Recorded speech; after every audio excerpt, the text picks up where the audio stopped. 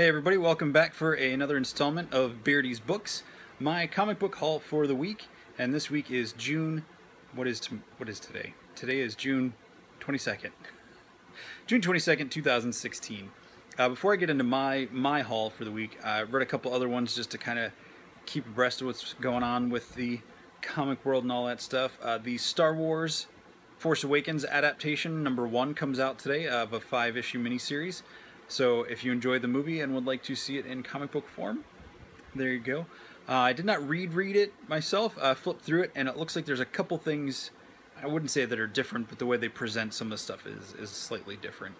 But it's still pretty much just a straight up adaptation of the movie. So if you like that and you like collecting those, it's definitely worth getting. What else? Okay, Flash #1 came out this week. And the next issues of Action and Detective, which are furthering those two stories, which are really cool. The Action is focusing on the pre-Flashpoint Clark / Superman as he is confronting what he believes to be his world's doomsday. They set that up at the end of the last issue, so that's been really interesting. You also have Lex pretending to be Superman in his suit of armor, and a Clark Kent who doesn't seem to admit that he actually is Superman. So it's interesting seeing these different things come together in there. And in Detective, you've got Batman and Batwoman and the team of teenagers they've put together to kind of help protect Gotham.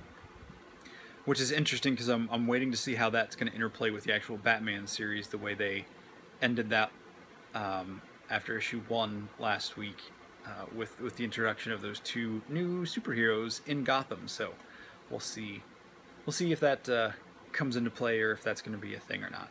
But yeah, so those are great. Couple other things. Totally Awesome Hulk. You get to see what happened to Bruce Banner in the few months since Secret Wars ended. What else do we got? Civil War II: Choosing Sides. The next of the the attached miniseries that go along with the main event. 3 short stories in this one. First one focuses on the new Nick Fury. Or Nick Fury's son, rather, also known as Nick Fury. There's a story about Night Thrasher, who's a character I became slightly aware of in the 90s. That was probably the best of the 3 stories in there. And then the follow-up is kind of this funny little story with Damage Control, the team that's tasked with repairing and rebuilding everything after the heroes caused all their destruction fighting the bad guys. So, which interesting, a lot of Flash. As they showed in Rebirth, what Flash does to rebuild and help get people back on their feet after they've been attacked or have dealt with these traumas and stuff is really cool. So seeing Flash being kind of the one-man crew on that is fun. But anyway, on to my list for the week. First up, and it's more of to keep up with the movie collection I've been doing, the Agents of S.H.I.E.L.D. Guide to the Marvel Cinematic Guidebook. Marvel Universe? I don't know how they word this. It's every week. It's kind of, every time it comes out, it's listed kind of differently, but it's the guidebook to the Marvel Cinematic Universe, Agents of S.H.I.E.L.D. Season 1. And like the previous ones, they give you kind of character bios and everything as where they are in that season or with the movies, that episode of the movie. And then for some of them, Agent May, it shows her first appearance in the comics, which was after the show. And then you get other characters like, where'd he go? S.H.I.E.L.D. agent John Garrett was actually in the 1986 Elektra series. So there we go. And there's the wonderful Bill Paxton doing his broody bad guy from season 1. And there you go. So that's been pretty cool. This is the latest one to come out in the series of the Cinematic Universe guidebooks. And it's pretty cool if you like getting all the little tidbits and information on those characters that way. Okay, next up. This cover's awesome. Doctor Strange #9. And look at that.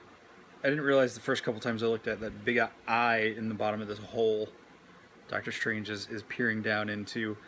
So this is the, I think it's the penultimate story of the Last Days of Magic, because I'm pretty sure, yeah, the finale is next month in July. This issue is pretty cool. So Doctor Strange has been dealing with these villains called the Empirical. They've been going through dimensions, destroying all the magic users, draining the worlds of magic. They are all about science. There's a lot of interesting thoughts going on in this book. But it's very action-packed. You get to see Doctor Strange and a lot of the magic users of the Marvel Universe teaming up. You got Magic, Scarlet Witch, a bunch of other characters, all teaming up to fight these guys. And it's just been a really cool series dealing with this, all the problems with magic. We get to see finally what's been in the basement that he's been kind of holding at bay. And the heroes go on the offensive, trying to attack the Empirical and their leader and everything that's banishing magic. And they're using the last bits of magic, the last vestiges left in the world. So this is a really fun issue. This has been a great series. If you have not been reading it, I cannot suggest this strongly enough. If you like the bizarre, arcane, magic-y stuff, it's a little action-y. They don't get too heavy into the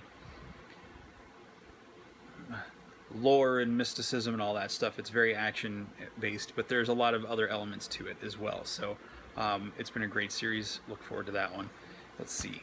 Next up is Aquaman #1. Looks like I got the alternate cover.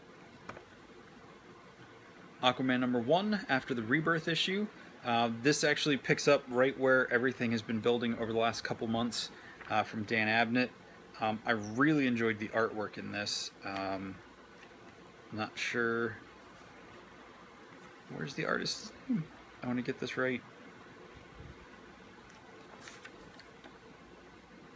Yep, okay. I have no idea. I don't see credits page. Oh, this is awful. Here we go. Like 6 pages in.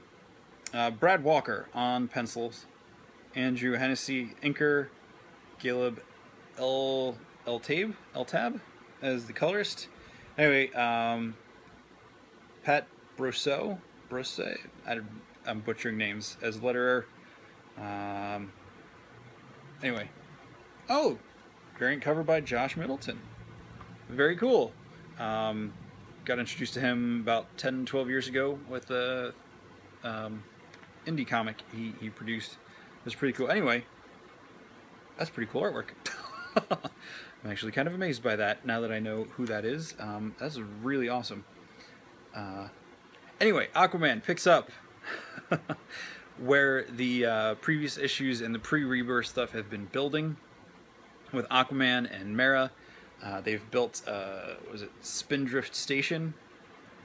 It is an embassy from Atlantis to try to bridge the gap between the land dwellers and the Atlanteans. And there's a villain from Aquaman's past who is coming back to haunt him. And through that whole issue 1, you see someone talking about him, and you think it's this person who has great respect for him. And at the end, you realize it's one of his biggest adversaries. So I won't spoil that in case you haven't gotten to read #1 yet. But it's really cool, really intense. It feels like a movie, or kind of an epic HBO miniseries or something. The way they set up what's going on here. So it's been really cool between the Rebirth stuff and what's been building before it. Again, I am disappointed to see the Aquaman designed Mera costume go, but I will say I'm very happy to see that her giant earrings are gone. I know it's a silly thing. I don't have anything against earrings, but superheroes with giant hoopy earrings always just kind of throws me off. As do a lot of other things about costume choices and stuff, but I gotta say, with the Aquawoman costume being gone, I am digging the way this artist is portraying the costume. The crown still feels a bit much, but you know what? It works. Like I said, I do miss the orange and green that she was sporting to kind of support Aquaman. I'm not sure why it's gone, but other than that, which is a very small, very, very, very small complaint, I am really liking this series, enjoying where the art direction is going and everything else. It's just, I really enjoyed looking at and reading this issue. Some humor and action and everything. And so we're going to move along to Archie, number 9. You can see our hero and his girlfriend in the background there. He seems to be really digging the fashion show. But this is great. We're picking up where issue 8 left off, where Veronica has promised her father that she wouldn't bring Archie over to their house because the dad, Mr. Lodge, does not want to see Archie. That's the only condition to allowing them to date. Aww, teenage dating problems. But it's really funny because Archie is, very down to earth, all-American character, and then, Veronica is, so used to this big, rich, fancy lifestyle, and it's just really funny. There's some heartbreaking moments in here with Archie and Betty. They get to have kind of a moment together in this that, has been kind of building to, I think, over the last couple issues. But yeah, Mark Waid is doing a great job writing this. Fiona Staples set up a great art style, and Veronica Fish is delivering an equal and on par art style with their work in this book. So anyway, I really enjoyed it. It's funny, but it's telling a story. I never thought Archie would get to this kind of level when they announced the series. So I'm really looking forward to next month in July when Adam Hughes' Betty and Veronica starts. So, all right, 2 more to go. Okay, the issue I've been really excited and waiting for is the Ultron, or the full-on return of Ultron / Hank Pym. That's right, in Uncanny Avengers number 10. We see Hank return to Earth and team up with the Avengers at the end of the last issue, so seeing him in this and how it all starts to fall apart. I really want to show you this last page. Well, it's not the last page, but it's really cool. But it's a spoiler. I don't want to do any major spoilers. But the artwork is great. Rogue, my favorite character, gets some cool stuff to do at the beginning of the issue, and then she kind of gets sidelined. But we get to see some really cool stuff with the Wasp, the Janet Pym Wasp, or Janet Van Dyne. I don't know how to say it. So that's pretty cool. Pretty cool stuff. I like the new suit design.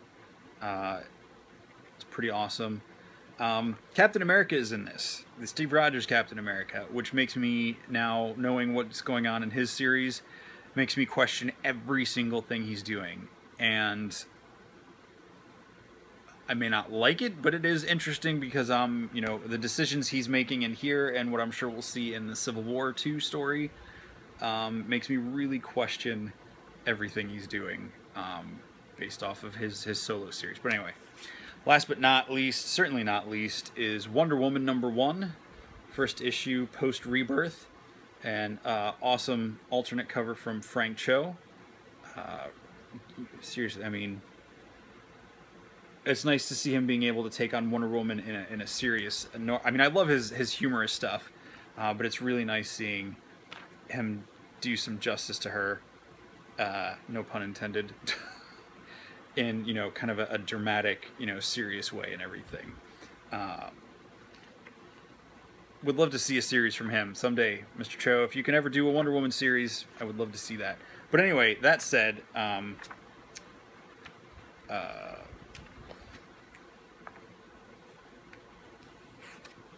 Greg Rucka starts off writing a fantastic issue, and Liam Sharp delivers some amazing, gorgeous artwork. I mean, look at this, the first couple pages. It's just really great. I mean, it's really, really detailed artwork, amazing art. The shading, the coloring, everyone who worked on this book did a fantastic job.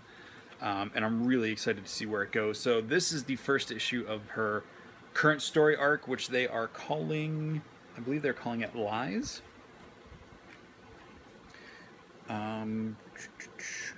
Yes, The Lies. So this is called The Lies, and issue 2, which will be out in a couple of weeks, is going to have a different artist, but also written by Greg Rucka, which is going to focus on Wonder Woman Year 1. So that said, Wonder Woman was my favorite pick of the week. Number 1 book, loved it, great art, great story. A lot of these were really close this week, but there it is. There is the Beardy's pull list, Beardy's books for June 22nd, 2016. That's all I got for you today. Peace.